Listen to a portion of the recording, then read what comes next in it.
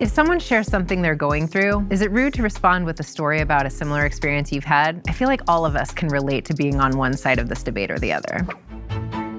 When someone tells me something that happened to them, I often respond with a story of something I've experienced. It's how I feel connected to people, but other people seem to think it's self-centered. Who is right here? There are certain people in my life I just don't go to for certain things because I have had that experience of feeling like everything is just like right back to you. And, you know, one of my favorite phrases is do not go to the hardware store looking for peanut butter. It doesn't live there. So that's your responsibility to say, like, that's not the friend I go to for that kind of support. I might have a different kind of relationship with them, but in this friendship, we do something different, and that's okay. That doesn't mean that's a bad person. It's funny that we're getting this question because I was just watching a video, and this content creator is also a therapist, was talking about exactly this, about how when you respond to somebody's story with a story of your own, it's considered rude or self-centered. And I was curious because I do this. I had an ex call me a one-upper, and I never really understood like what the problem was. So in the comments section, I was super curious, and there was all of this back and forth that was going on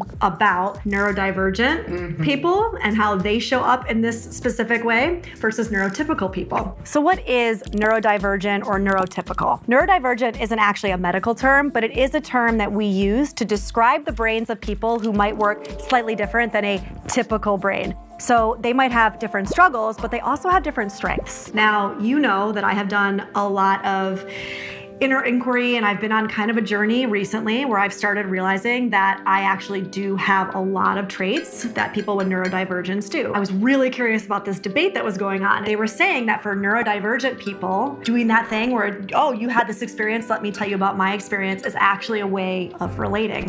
And that neurotypical people actually find it very dismissive of them, right? If they're the storyteller. What I think often happens in the case of someone, quote, one-upping another person is something positive. So say I got a new job and I was like super excited to tell you about it, and you're like, well, I got a new job too. I got something that happened for me that's good too. It's like, okay, well, amazing. But that also feels really dismissive of my thing. And so I feel like that's a little bit where I think it can be difficult to navigate how to speak to that in that context, because I can see where that would be alienating to the neurodivergent person in the way that you're describing it, because that person might tell themselves the story. It's always about you. Anything that happens for me, you immediately bring it back to you and make it about your thing, where from what you're saying, that's not what the person is attempting to do. They're attempting to connect. But if it's not something that you're empathizing with from like a support space, but like a space of, I'm just like you, the same thing happened, that can feel really like, well, this was my thing and we just made it about you all of a sudden. How'd that happen? You know what I mean? I mean, I don't know. You and I seem to get along really well, and I know I have a tendency to do